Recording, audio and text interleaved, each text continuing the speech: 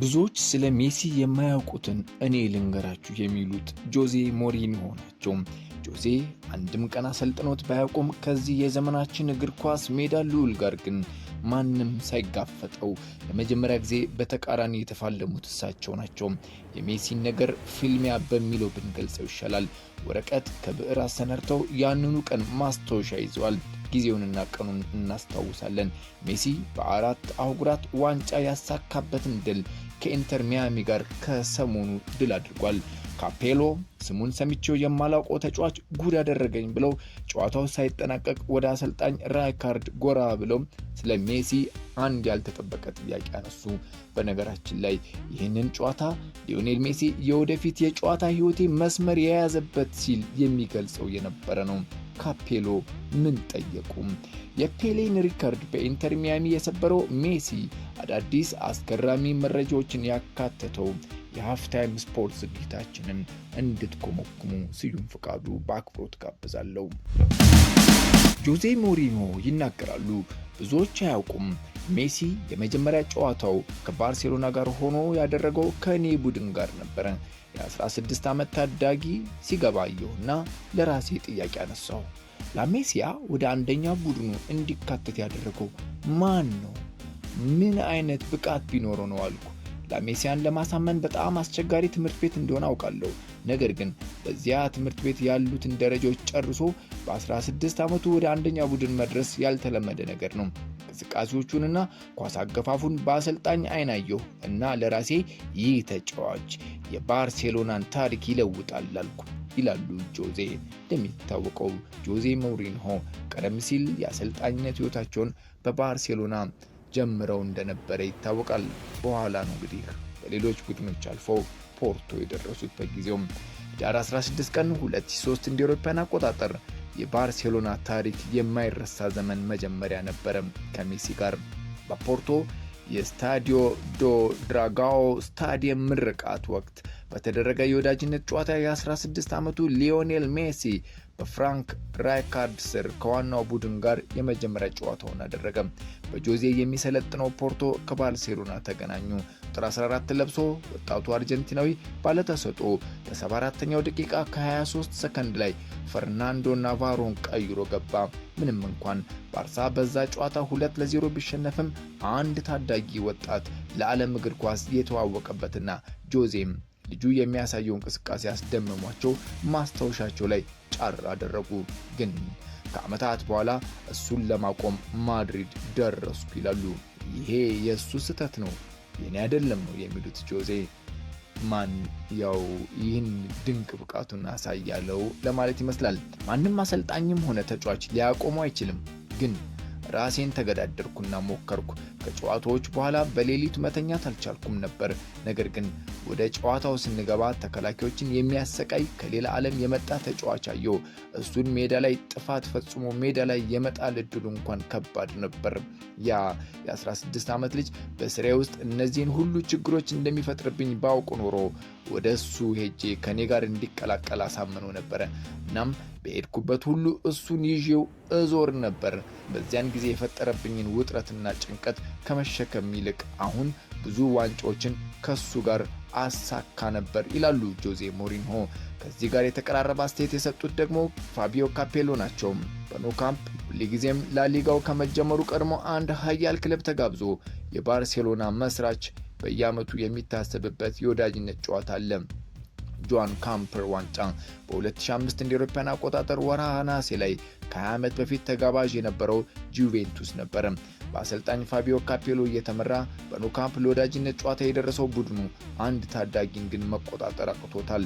የጁቬ 5 የተከላካይ መስመር ተጫዋቾች ጆናታን ዘቢና ይህ ፈረንሳዊ ተከላካይ ነው፣ ሮበርቶ ኮቫች፣ በጆርጂዮ ቼሊኒና ካናቫሮ ፔሴቶ የተመራ ሲሆን ተከላካይ ክፍሉ መሃሉ በፓትሪክ ቪዬራ ይመራ ነበር። አጥቂ ላይ ዴል ፔሮና ዝላታን ኢብራሂሞቪችን በቋሚነት አሰልፏል። በጊዜው ፓቬል ኔድቪድም ተቀይረው ገብተዋል። 99,000 የሚጠጋ የባርሴሎና ደጋፊ በስታዲየም ተገኝቷል። የ18 ዓመቱ ታዳጊ ሜሲ ግን ባለልምዱን የጁቬ የተከላካይ ክፍል ማፍረክረኩን ቀጠለም። በጨዋታው መሃል የጁቬ አሰልጣኝ ፋቢዮ ካፔሎ ስሙን እንኳን ሰምቶት በማያውቁ ተጫዋች ተከላካይ ክፍላቸው መታመሱ ግራ ተጋብተው አንድ ሐሳብ መጣላቸው። አግራሞታቸውን በእያንዳንዱ እንቅስቃሴ የሚታይባቸዋል። ሜሲን ለማቆም በሚደረገው ጥረት ፓትሪክ ቪዬራን ጨምሮ 3 ተጫዋቾች በሰሩበት ጥፋት ቢጫ ካርድ ተመለከቱ። ሜሲ የእግር ኳስ ሕይወቱ ትልቅ አጋጣሚ ይህ ጨዋታ እንደነበረም በአንድ ወቅት በሰጠው ቃለ ምልልስ ላይ ተናግሯል። ሜሲ ተቀይሮ ሲወጣ በጨዋታው በስታዲየሙ የነበረው ደጋፊ ሁሉ ከመቀመጫው ተነስቶ አጨበጨበለት። የባርሴሎናም ደጋፊ በብዛት ያቋል ለማለት ይከብዳል። አዲስ ከወጣት ቡድን የመጣ ኮከብ ነው። ካፔሎ ጨዋታው ሳይጠናቀቅ በወቅቱ የክለቡ አሰልጣኝ ለነበረው ፍራንክ ራይካርድ ጠጋ ብለው ይህንን ልጅ በውሰት ስጠኝ ይሉታል። የጠየቁበት ዋነኛ ምክንያት ሜሲ በፉክክር ጨዋታዎች ላይ እንደ ላሊጋ እና ኮፓ ዴል ሬይ መሰል ጨዋታዎች ላይ መሰለፍ ስለማይችል ነበረም። ሜሲ ኳሱን ይዞ በቀጥታ ወደ ግብ የሚሄድበት መንገድና ተከላካዮችን የሚያልፍበት ብቃት ልዩ እንደሆነና ብቃቱን በመጀመሪያዎቹ 20 እና 25 ደቂቃዎች መለየታቸውን ካፔሎ ያስታውሳሉ። ካፔሎ ባርሴሎና በወቅቱ ከአውሮፓ ውጪ የሆኑ ተጫዋቾች ነን ዩሮ ፕሌየርስ በማስመዝገብ ሂደት ላይ በላሊጋው ችግር እንደነበረበት መረጃው አላቸው። በዚህ ምክንያት አርጀንቲናውን ሜሲን በላሊጋው የመጀመሪያው ጨዋታዎች ላይ ትንሽ መዘግየት ስለሚኖርበት ይህንን አጋጣሚ ተጠቅመው ለ1 ዓመት በውሰት ወደ ጁቬንቱስ እንዲያመራ ራይካርድን እዛው በጨዋታው መካከል ጠየቁት። ራይካርድ ግን ችግሩ ጊዜያዊ መሆኑንና በቅርቡ በ4 ወራት ውስጥ እንደሚፈታ በመግለጽ ጥያቄውን ውድቅ አደረገባቸው። ጨዋታው 2-2 ተጠናቆ ጁቬ በመለያ ምት አሸንፎ ዋንጫ ቢያነሳም በመግለጫው ትኩረት የነበረው ከጨዋታው በኋላ ሊዮኔል አንድሪያስ ሜሲ ነበረ። ራይካርድ እግር ኳስ ወዳዶች እንኳን ደስ ያላችሁ ይህንን ድንቅ ልጅ ለመመልከት ስለምትችሉ አለ በመግለጫው። አሰልጣኝ ካፔሎ ደግሞ በእግር ኳስ ዘመኔ እንዲህ ያለ ብቃት ያለው ታዳጊ አይቼ አላውቅም አሉ። ጆዜ በአሰልጣኝነት ዘመኑ ላይ ተጽዕኖ ይፈጥሮብኛል ብለው የሚገልጹት ማንን ነው ተባሉ።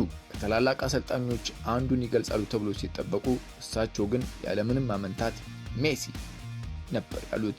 ግልጽ ለመሆን ያህል በመጥፎም ሁኔታም ቢሆን ሜሲ ራሴን በከፍተኛ ሁኔታ እንዳሳድግ አድርጎኛል። እሱ ራሱ በመጀመሪያ ደረጃ አሰልጣኝ ባያስፈልገውም እሱን ያሰለጠኑትን አሰልጣኞች እንዳሳደገው እኔንም ራሴን እንዳሳድግ አድርጎኛል። ይህ ሐቅ ነው የሚሉት ጆዜ ሞሪኖ እሱ ያለበትን ቡድን ከመቅጠም በፊት ብዙ ማሰላሰልና ማቀድ ያስፈልግ እንደነበረም በማስታወስ ነው የሚናገሩት። ሜሲን በ27 አጋጣሚዎች በተቃራኒ ገጥመዋል። በፖርቶ 1 ብሎ የጀመሩት ፍልሚያ በቼልሲ፣ ሪያል ማድሪድ፣ ኢንተር ሚላን እና ማንቸስተር ዩናይትድ እያሉ ቀጥሏል። በፖርቶና በማንቸስተር ሜሲን ያገኙት በወዳጅነት ጨዋታዎች ነበረ። በ27 አጋጣሚዎች ጆዜ 8 አሸንፈው በ9 አቻ ወጥተው በ10 ተሸንፈዋል።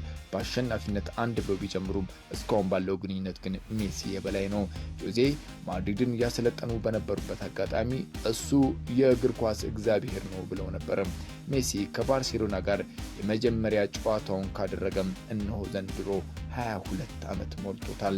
በባርሳ በ17 የውድድር ዘመናት 778 ይፋዊ ጨዋታዎችን አድርጎ 672 ግቦችን አስቆጥሯል። በአንድ ጨዋታ በአማካይ 0.86 ግብ እንደማለት ነው። አስደናቂ ነው። እነዚህ ቁጥሮች ሜሲን የባርሳ የምንጊዜም ከፍተኛ ግብ አስቆጣሪ ብቻ ሳይሆን በክለብ ታሪክ ብዙ ጨዋታዎችን ያደረገ ተጫዋች እንዲሆን አድርገውታል። ከባርሳ ጋር የሜሲ ታሪክ በጋራ ድሎችና በግል ሽልማቶች የሚያሸበረቀ ነው። 10 የላሊጋ ዋንጫዎች፣ 4 የቻምፒየንስ ሊግ ድሎችና 3 የፊፋ የክለቦች የዓለም ዋንጫዎችም ይገኙበታል። በ2008-2009 የውድድር ዘመን በፔፕ ጋርዲዮላ መሪነት ቡድኑን ለመጀመሪያ ጊዜ ወደ ትሬብል የሶስትዮሽ ዋንጫ በማንሳት ታሪክ የፈጸመው የቡድኑ አባል ስብስብም ጭምር ነው። በግል ደረጃም አርጀንቲናዊ ኮከብ 8 የባሎን ዶር ሽልማቶችና 6 የወርቅ ጫማዎችን በአውሮፓ ከፍተኛ ግብ አስቆጣሪነት አግኝቷል። በጨዋታው ላይ ያለው ተጽዕኖና ራሱን እንደገና የመፍጠር ችሎታው በስፖርቱ ታሪክ ውስጥ አንድ ጊዜ ብቻ የሚከሰት ተጫዋች አድርጎታል። ሆኖም ከባርሳ ጋር የነበረው የሜሲ ግንኙነት በ2021 ክረምት ላይ አብቅቷል። አርጀንቲናዊ ሊታሰብ የሚችለውን እያንዳንዱን ሪከርድ ከሰበረ በኋላ ክለቡን ለቆ ወጥቷል። ዘላለማዊ ውርስ ትቶ እናም ራሱን የባርሳ አይረሴ ምልክት አድርጎ ነው ሲለያይ። ጆዜ ሞሪኖ ሜሲና ሮናልዶን ከፔሌና ከማራዶና ጋር ማነጻጸር ተገቢ አይደለም ባይ ናቸው። እነ ፔሌ በሚጫወቱበት ጊዜ ኳሷን ዝናብ ከነካት 10 ኪሎ ግራም ትመዝን ነበር። አሁን ግን ኳስ ምን ያክል ቀላል እንደሆነች ግልጽ ነው። 10 ኪሎ ግራም እየገፉ ያንን ብቃታቸውን ያሳዩንን ልናደንቅ ይገባል እና አሁን ካለው ጋር ሊነጻጸሩ ፈጽሞ አይገባም ባይናቸው። በህይወት ዘመኑ 48ኛ ዋንጫ ይኸው ከሰሞኑ በአሜሪካ አሳክቷል። ክለቡ ኢንተር ሚያሚ የሜጀር ሊግ ዋንጫን አንስቷል። ሜሲም 35 ግብና 24 ግብ የሆኑ ኳሶችን አቀብሎ በድል አሸብርቆ በኮከብ ግብ አስቆጣሪነትም አጠናቋል። የቀድሞው የማንቸስተር ዩናይትድ፣ ሪያል ማድሪድ እና ፒኤስጂ ተጫዋች ቤካም እንዲህ ያለ ኳስ ለሊዮኔል ሜሲ ከተሰጠም እሱ እድሎችን ያመቻቻል። እውነት ነው፣ ኳስ ሜሲ እግር ውስጥ ከደረሰች አንዳች ነገር እንደሚፈጠር ግልጽ ነው። የዛሬው የሃፍታይም ስፖርታችን እዚህ ላይ አብቅቷል። መረጃዎች እንዲደርሷችሁ ሃፍታይም ስፖርትን ሰብስክራይብ በማድረግ ቤተሰብ ሁኑ። ከልብ አመሰግናለሁ። ስዩም ፍቃዱ ነበርኩኝ። ሰላም።